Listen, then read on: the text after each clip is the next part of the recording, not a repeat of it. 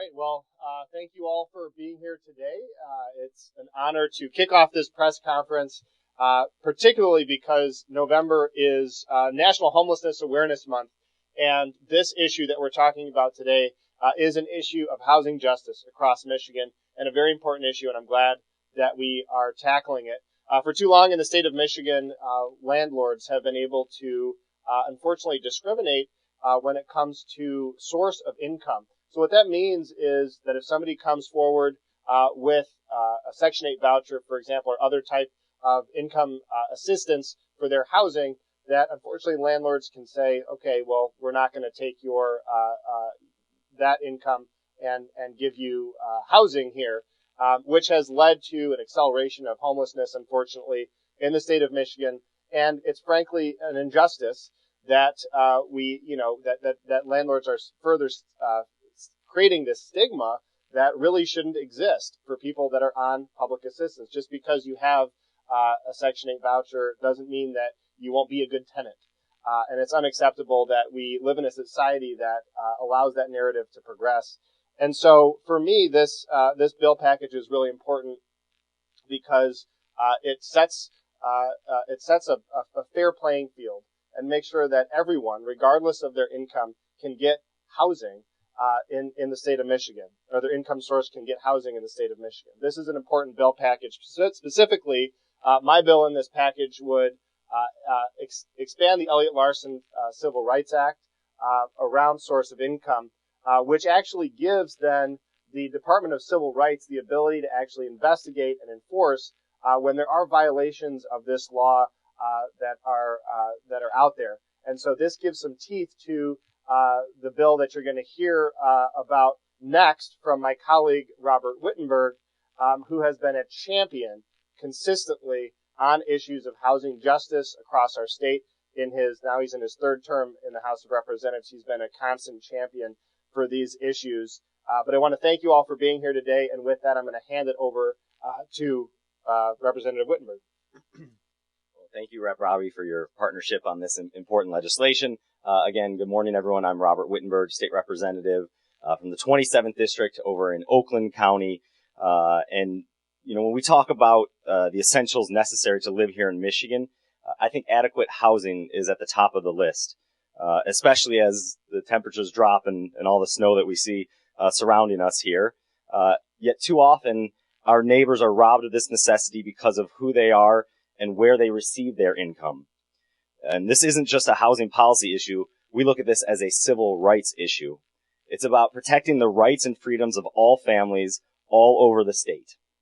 By solidifying in statute that no landlord can discriminate against a tenant based on their source of income. Never again should a family be turned away because they plan to use either a Section 8 voucher or because they have veterans benefits or veterans income, Social Security income, or disability income. By amending the Landlord and Tenant Act to ban these discriminatory practices, we can ensure all Michigan residents have the freedom to find a home. With more than 3,500 homeless veterans across our state, and that's a staggering number, this legislation lays the foundation to ensure these Michiganders have a fighting chance. And I'm proud to stand with my colleague here today, Rep. Robbie, in support of these bills, which will ensure every Michigander has access to a suitable housing option. And with that, I'll now pass it on to Lisa Chapman from Community Housing Network. Good morning. I'm representing landlords that Community Housing Network partners with, and I want to say that landlords are one of our most precious resources. They're wonderful partners with our organization in an effort to get more affordable housing for persons experiencing homelessness and other challenges. Our landlords say that they are in it not only for the business reasons, but also for the mission to provide housing to tenants that may have had challenges in their life and have low incomes and are overcoming them. So they need an opportunity to get safe and affordable housing. It is now my pleasure to introduce Shantez Jones, and she would like to speak about her personal experience. Good morning. I'm an advocate for those, an advocate tenant for those with housing issues, disabilities, as well as homeless veterans. So we have those who have waited for years to get housing assistance.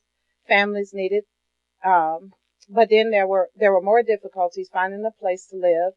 Because of this, those who receive assistance have to take whatever's available and do not always get what's needed.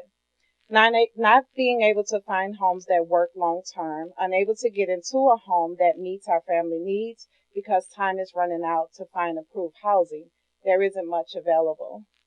Desperately seeking homes closer to work, school, and or daycare becomes a barrier. Being on Section 8 or other housing assistance is not approved everywhere. Having to move into neighborhoods outside of where we need to be and live in older homes that most commonly have maintenance problems. Some of us remain homeless because landlords won't accept our vouchers. This creates additional stress and challenges within an already upsetting situation. It is just not right, and I hope the legislator acts quickly to prevent families in further homelessness. And also my story is I was 5 months pregnant trying to find housing. I ran out to the end of my voucher and still was not able to find housing until the last day. So I'm hoping that this can be resolved quickly. Thank you. All right, wonderful. So we're going to stay up here and answer some questions. I do want to mention one quick thing to sort of wrap this up too, and give some perspective from my community of Ann Arbor, which, as we all know in this room, is doing really well economically. But what that's created is a huge affordable housing problem.